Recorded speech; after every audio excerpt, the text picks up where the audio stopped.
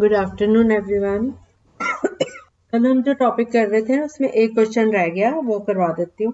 4 equal circles each of radius 5 centimetres touch each other, find the area included between them. अब ये ना एक figure बनी हुई है, एक स्क्वायर है, ठीक है।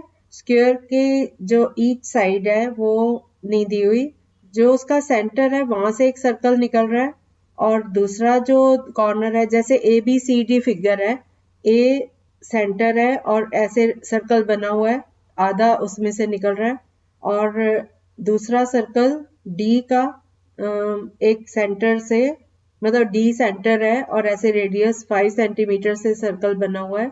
इसी तरह सी पॉइंट पे भी 5 सेंटीमीटर रेडियस का सर्कल बना हुआ है और बी पे भी 5 सेंटीमीटर रेडियस का सर्कल बना हुआ है। ये चारों कॉर्नर पे सर्कल बने हुए और सारे जो सर्कल है आपस में टच कर रहे हैं। तो यहाँ से हमें पता चल जाता है कि इस सर्कल का, हर एक 4 सर्कल्स हैं, चारों का रेडियस 5 सेंटीमीटर है और वो दोनों टच कर रहे हैं। इसका मतलब ये जो इसकी लेंथ है स्क्वायर की, वो हो गई 5 + 5 10 सेंटीमीटर। तो अब आपने एरिया फाइंड करना है जो उसके अंदर है। नहीं बेटा, 5 सेंटीमीटर रेडियस है, 5 ए से आया, 5 डायमीटर नहीं बेटा, आप समझे नहीं हो। ABCD स्क्वायर है, A B C और D चारों पॉइंट्स सेंटर ऑफ सर्कल्स हैं, 4 सर्कल्स बने हुए हैं। तो चारों चारों सर्कल्स को जोड़ दो तो उनका डायमीटर 10 हो गया ना, रेडियस 5 ही रहेगा। तो एक क्वार्टर हो गया ना, 4 क्वार्टर्स हो गए। अब अपना दिमाग लगाओ, फिर नहीं पता चल, एरिया निकालना है जहां जो पार्ट अंदर खाली रह गया, जो सर्कल के अंदर नहीं है। स्क्वायर के अंदर का वो पार्ट जो सर्कल में नहीं आता। क्वेश्चन समझ आ गया सबको? आपको आ गया, बाकी को? एक स्क्वायर है, उसके चारों जो कॉर्नर्स है वो mid points of the circles हैं, मतलब हर कोने पे एक एक सर्कल बना हुआ है और जो हर दो सर्कल आपस में टच कर रहे हैं एक जगह पे। तो इसका मतलब जो उसका रेडियस है और इसका दूसरे का रेडियस है, वो आपस में एक स्ट्रेट लाइन बन रही है स्क्वायर की साइड। तो मैंने आपको ये हिंट दे दिया, स्क्वायर की साइड हो गई 5 + 5 10 सेंटीमीटर।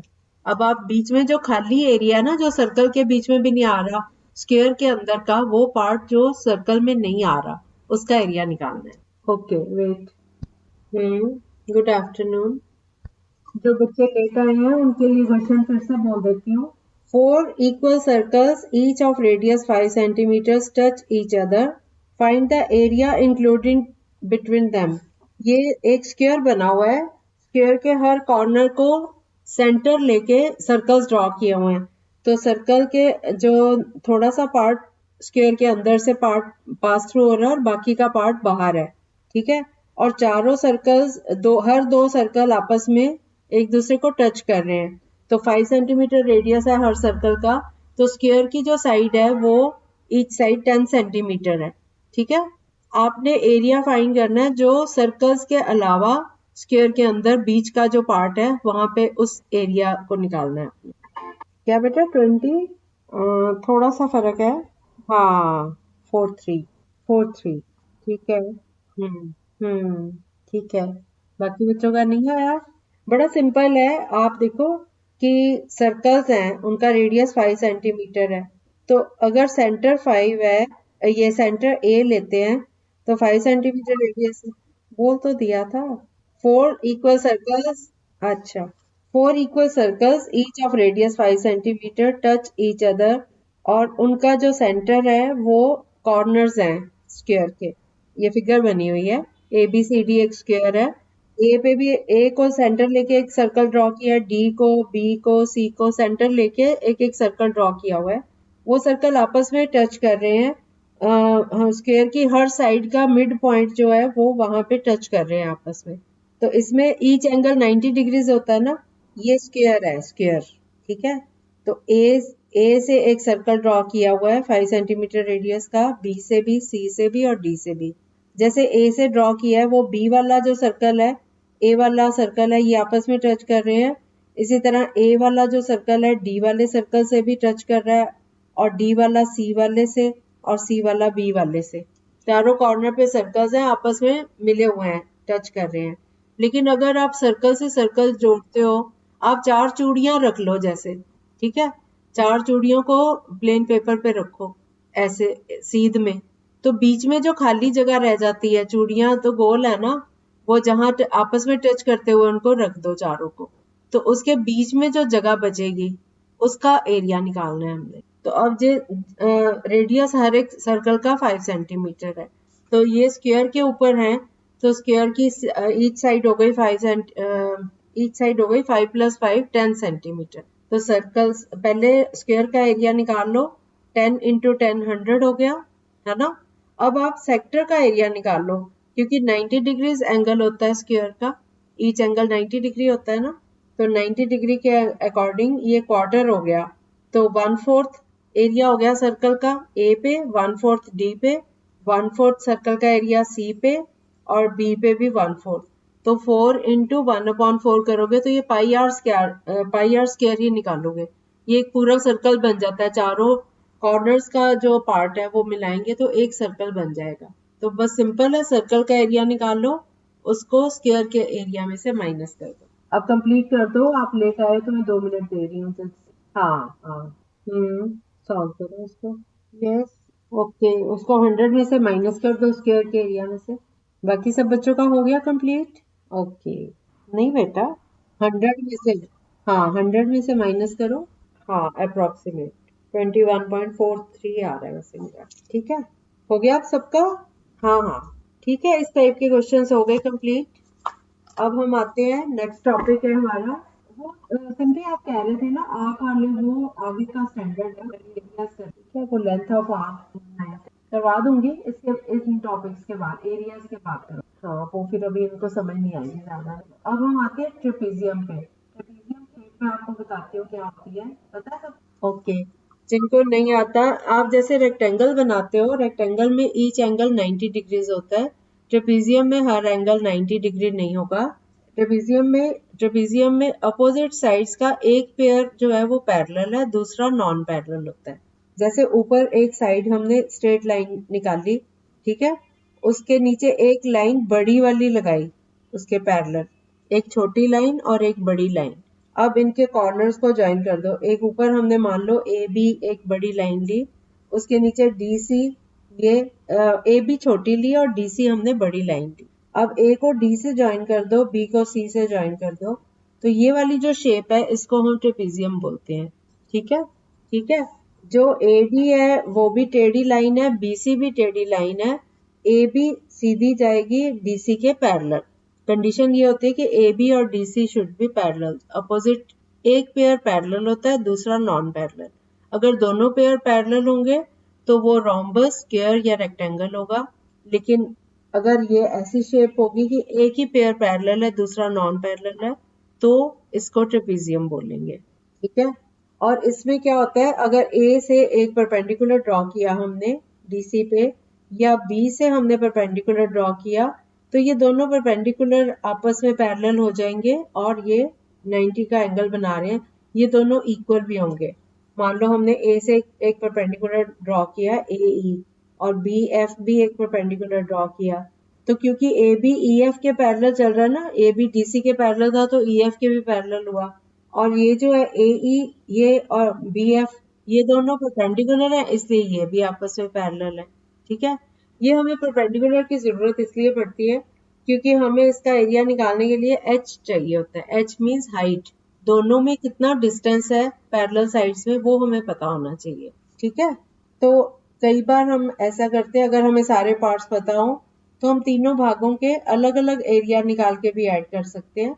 और वैसे बता देती हूँ आपको, जैसे ये ट्रायंगल ए डी ई बन गई और बी एफ सी बन गई, इसी तरह से ये rectangle A B F E बन गया, तो तीनों का एरिया अलग अलग निकाल के ऐड कर दो। लेकिन इसके लिए फॉर्मूला है, आप लोग नोट कर लो, 1/2 इंटू ब्रैकेट में A B plus D C bracket closed into H, 1/2, उसके बाद ब्रैकेट में हम इसको a प्लस बी भी कर देते होते हैं, a plus B bracket closed into H, ये मैंने सेंड किया है 1/2 into a plus B bracket में इंटू एच, क्योंकि अल्फाबेट्स हैं इसलिए इंटू का साइन नहीं लगाया मैंने, मीनिंग इसका यही है। a plus b ब्रैकेट में into h where a is base and b is top line जो उसकी ऊपर वाली लाइन है पैरेलल वाली sum of parallel sides into h ठीक है